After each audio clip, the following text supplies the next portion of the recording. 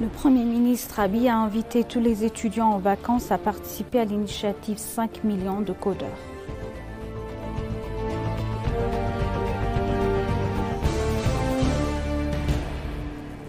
L'ambassadeur d'Iran en Éthiopie a noté que les investisseurs iraniens vont investir dans les parcs industriels éthiopiens.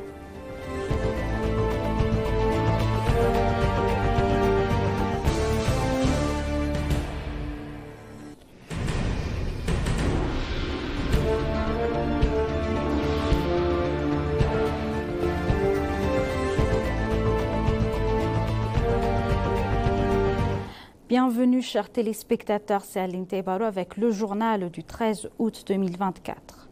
Le Premier ministre Abiy Ahmed a invité tous les étudiants en vacances, les jeunes professionnels et ceux qui souhaitent s'épanouir personnellement et avoir un impact positif au niveau local et au-delà à participer à l'initiative 5 millions de codeurs, le projet de renforcement des capacités à grande échelle pour la jeunesse du pays. Le Premier ministre a affirmé sur les réseaux sociaux que dans le monde en évolution rapide d'aujourd'hui, l'apprentissage continu et le développement des compétences sont plus importants que jamais. En outre, il a invité tous les étudiants en vacances, les jeunes professionnels et ceux qui souhaitent s'épanouir personnellement et avoir un impact positif au niveau local et au-delà à participer à l'initiative.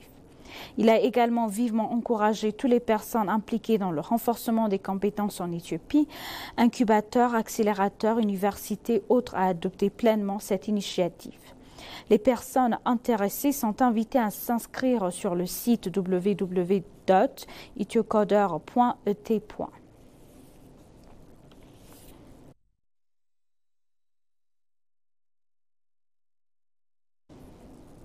L'empreinte verte a contribué de manière significative à l'augmentation de la couverture forestière nationale, a révélé la ministre de la Planification et du Développement, Fetsuma Sefa.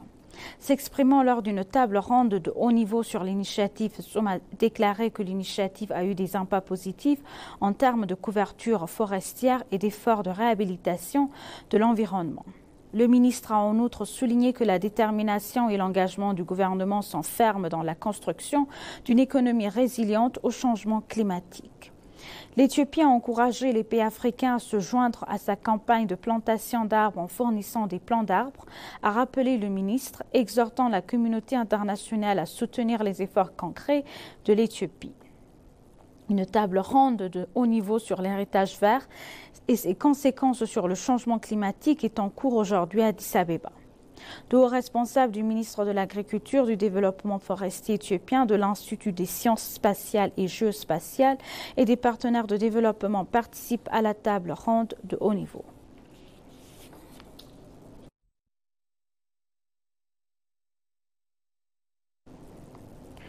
L'ambassadeur d'Iran en Éthiopie, Ali Abkar, a noté que des efforts seront déployés pour que les investisseurs iraniens investissent dans les parcs industriels, dans les domaines de la transformation agroalimentaire et la fabrication de l'assemblage des véhicules.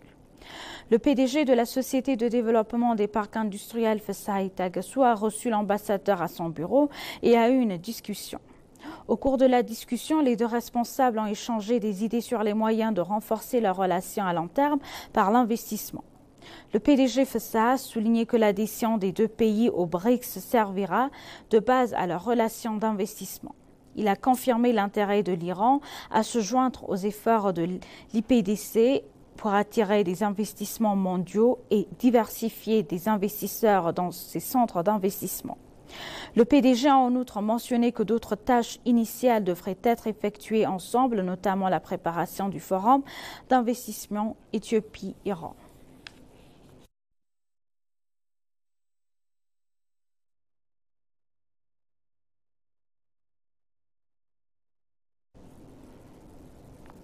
Des investisseurs des Pays-Bas et des Émirats arabes unis ont exprimé leur désir de s'engager dans le domaine de la production d'engrais pour les sols en Éthiopie. Le ministre d'État chargé de l'industrie Hassan Mohamed a discuté des options d'investissement en Éthiopie avec des investisseurs néerlandais et émiratis.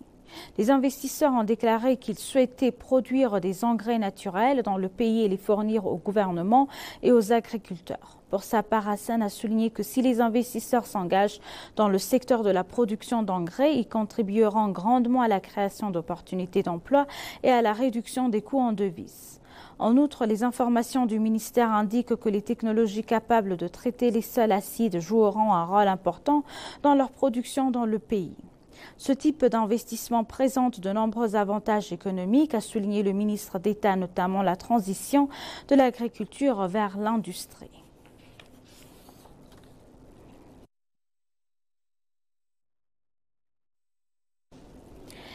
L'Arménie a annoncé qu'elle continuerait à renforcer ses relations amicales avec l'Éthiopie. L'ambassadeur d'Arménie en Éthiopie, Sak Sargizan, a visité le club sportif de Memal. Au cours de la visite, l'ambassadeur a été informé de l'origine historique du club sportif d'El Melal, de la participation olympique de l'athlète du club, de la structure actuelle du club et des questions connexes. Les informations sur la page du réseau social de l'armée de défense indiquent également qu'il a visité le club sportif, le musée de gymnase moderne de Memal. L'ambassadeur Saak a rappelé que l'Éthiopie et l'Arménie entretiennent des relations historiques et fortes. Il a déclaré que nous travaillons dans divers domaines pour renforcer davantage les relations amicales avec l'Éthiopie. Il a souligné que l'Arménie dispose d'un club sportif militaire et a déclaré que la visite du club les aiderait à partager leur expérience et à travailler ensemble dans le domaine sportif.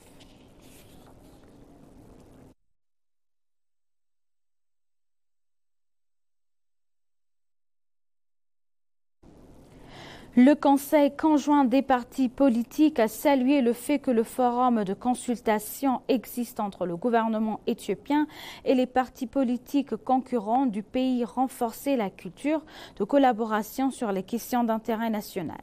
S'adressant à l'ENA, le président du Conseil conjoint des partis politiques d'Estadinga a déclaré que le paysage politique précédent du pays était enchevêtré dans de nombreux défis car la culture politique et les tables rondes n'étaient pas mûres.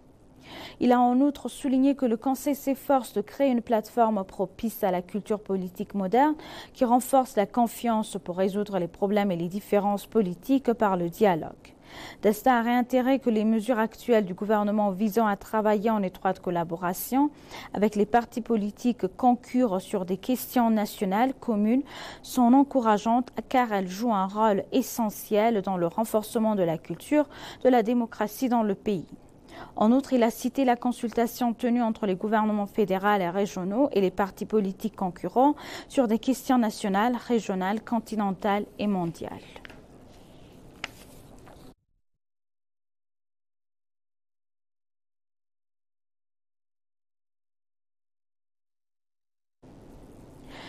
Le ministre de l'Irrigation et des Basses Terres, Abraham Bellay, a discuté avec Sarah, directrice régionale du Fonds international de développement agricole pour la division Afrique de l'Est et du Sud, la directrice du pays Mawira Chitima et le directeur du pays Ifer Théodros Yeshuark des moyens de renforcer le soutien. La discussion a porté sur le renforcement des relations multilatérales et le renforcement du soutien aux initiatives, conformément à l'engagement de l'Éthiopie à faire progresser le programme de réforme économique locale et à libérer le potentiel de croissance économique selon le ministère. En outre, il a noté qu'en s'appuyant sur le succès du Lowlands Livelihood Resilience Project, l'Éthiopie renforcera son engagement dans le LLRP et se concentrera sur la mise en œuvre des projets innovants et percutants. Par ailleurs, le projet d'irrigation durable à petite échelle sera dirigé par le secteur privé avec la collaboration continue du FIDA et de IFER. Le FIDA soutiendra et jouera un rôle important dans la conférence nationale sur l'irrigation prévue par le ministère qui doit se tenir en novembre 2024 à Conakry.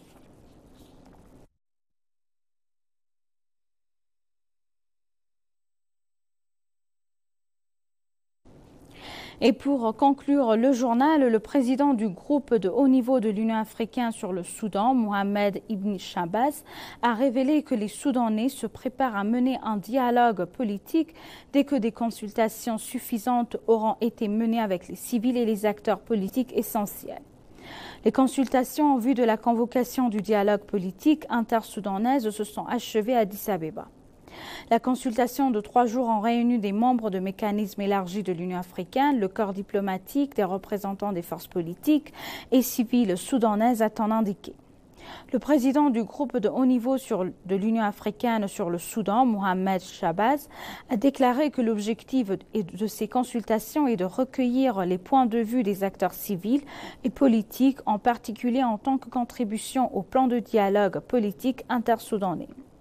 L'envoyé spécial de l'IGAD pour le Soudan, Lawrence Korbandi, a déclaré que la réunion a représenté et continue de représenter le rôle de l'Union africaine et de l'IGAD qui a réuni des forces politiques et civiles pour pouvoir mener un dialogue intersoudanais global. Il a réitéré qu'il s'agit d'une responsabilité historique et qui est également une responsabilité morale entre l'IGAD et l'Union africaine afin de résoudre des problèmes africains avec le continent africain.